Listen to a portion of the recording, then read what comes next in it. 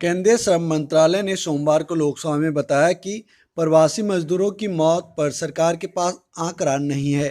ऐसे में मुआवजा देने का सवाल नहीं उठता है। दरअसल सरकार से पूछा गया था कि कोरोना वायरस लॉकडाउन में अपने परिवारों तक पहुंचने की कोशिश में जान गंवाने वाले प्रवासी मजदूरों के परिवारों को क्या मुआवजा दिया गया है। सरकार के जवाब पर विपक्ष की ओर से खूब आलोचना और हंगामा हुआ। श्रम मंत्रालय ने माना है कि लॉकडाउन के दौरान 1 करोड़ से ज़्यादा प्रवासी मजदूर देश भर के कोनों से अपने गृह राज्य पहुंचे हैं। कोरोना वायरस के बीच हो रहे पहले संसदीय सत्र में मंत्रालय से पूछा गया था कि क्या सरकार के पास अपने गृह राज्य में लौटने वाले प्रवासी मजदूरों का कोई आंकड़ा है।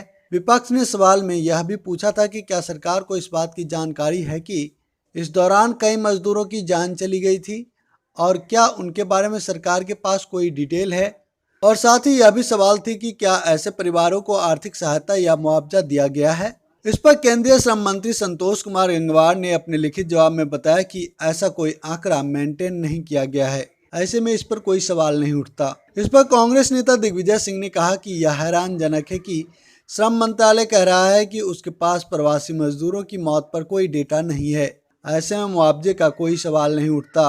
कभी कभी मुझे लगता है कि या तो हम सब अंधे हैं या फिर सरकार को लगता है कि वो सबका फायदा उठा सकती है। दोस्तों, आपको बता दें कि मार्च में प्रधानमंत्री नरेंद्र मोदी ने जब देश भर में लॉकडाउन लगने का ऐलान किया था, जिसके बाद लाखों की संख्या में प्रवासी मजदूर बेघर और बिना रोजगार वाली स्थिति में आ गए थे। कईयों को उनके घर से निकाल दिया गया, जिसके बाद वो अपने गृह राज्य की ओर निकल पड़े थे। कुछ जो भी गाड़ी मिली उससे आ रहे थे तो कुछ पैदल ही निकल पड़े।